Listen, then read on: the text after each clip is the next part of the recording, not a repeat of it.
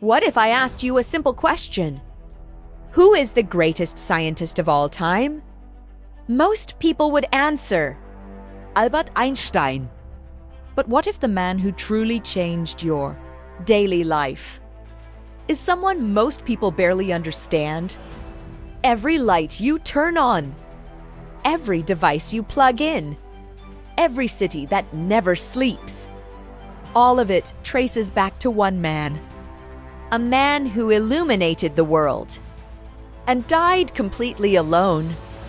This is not a story about fame, that the world used his ideas without ever truly understanding him. At the end of the 19th century, the world was afraid of the dark. When the sun went down, cities slowed. Streets became dangerous. Factories went silent. Homes depended on candles, oil lamps, and fire. Darkness ruled human life for thousands of years. And then, one man changed everything. He gave the world light, power, and a future driven by electricity. Yet when he died, he did so alone, bankrupt, and forgotten. In a dark hotel room. His name was Nikola Tesla. This is the true story of the man who illuminated the world and died in the dark. Nikola Tesla was born in 1856 in a small village in what is now Croatia, then part of the Austrian Empire. From the beginning, he was different.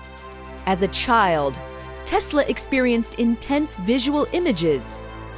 Flashes of light would appear before his eyes. Entire machines formed inside his mind, fully built, fully functional. He didn't need to draw plans. He didn't need to test prototypes. He could see everything perfectly. But this gift came at a cost. Tesla was obsessive, sensitive to sound, light, and touch. He suffered from severe insomnia and nervous breakdowns. His mind never rested. While other children played, Tesla watched storms.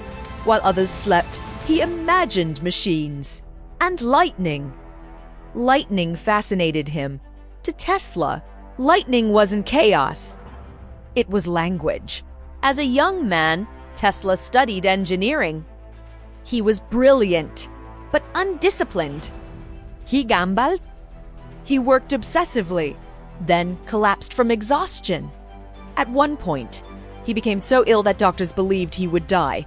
Lying in bed, barely conscious, Tesla made a promise to himself. If he survived, he would dedicate his life to electricity. He survived, and that decision would change the world forever. In the 1880s, electricity was already becoming valuable, but it was limited. Most systems used direct current, or DC. It worked, but only over short distances. Power stations had to be built every few blocks. It was inefficient, expensive, and dangerous. Tesla saw a better solution. Alternating current, AC could travel long distances. It could be transformed, scaled, controlled. It was the future. But convincing the world would not be easy. So Tesla left Europe with 4 cents in his pocket, a letter of recommendation, and a head full of ideas. He sailed to America. When Tesla arrived in New York, the city was loud, dirty, and electric with ambition. And at the center of it all was Thomas Edison. Edison was already famous. He was a businessman, a showman, and a master of self-promotion. Tesla admired him. At first, Edison hired Tesla, but their partnership didn't last. Tesla proposed improving Edison's DC systems. Edison promised him a huge reward if he succeeded. Tesla worked day and night. He redesigned the machines, made them more efficient, and solved problems Edison's team couldn't. When Tesla asked for the promised money, Edison laughed. He told Tesla he didn't understand American humor. Tesla quit. He walked away with nothing. What followed was humiliation. Tesla, one of the greatest minds of his generation, was reduced to digging ditches for survival. He worked with a shovel while carrying the future of electricity in his head. But Tesla didn't give up. In parks and empty streets, he drew diagrams in the dirt with a stick. Entire power systems mapped onto the ground. And slowly, people began to notice. Tesla eventually found support from investors who believed in alternating current. And this is where the real war began, the war of currents. Edison fought back aggressively. He launched fear campaigns, claiming AC was deadly. He electrocuted animals in public demonstrations to scare people. He even helped design the electric chair, just to associate AC with death. Tesla was horrified. He believed electricity should serve humanity, not terrorize it. Despite the attacks, AC proved superior. And the turning point came in 1893, the Chicago World's Fair. Tesla's system was chosen to power the entire event. When night fell, the fairgrounds exploded with light. Millions of bulbs illuminated buildings, fountains, and streets. People stared in disbelief. It was magic. It was the future. And it was Tesla.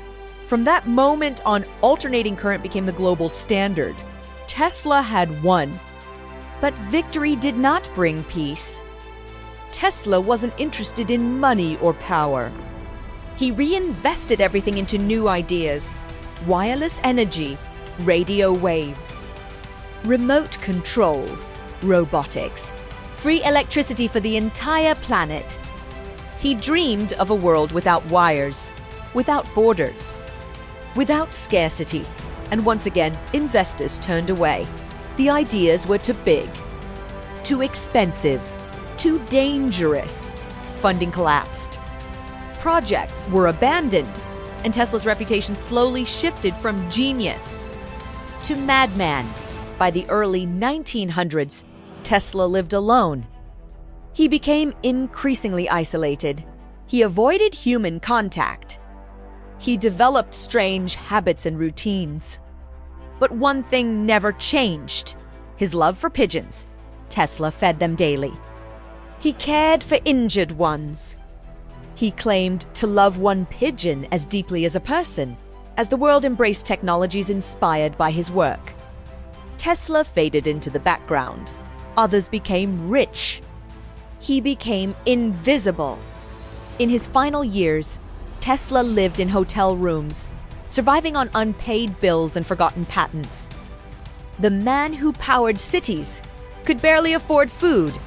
On January 7, 1943, Nikola Tesla died alone in room 3327 of the New Yorker Hotel.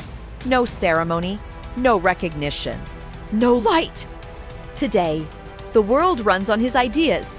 Every socket, every power line, every electric city skyline. We live in Tesla's world. But Tesla did not live to enjoy it. He gave humanity the future and paid for it with solitude. He illuminated the world and died in the dark.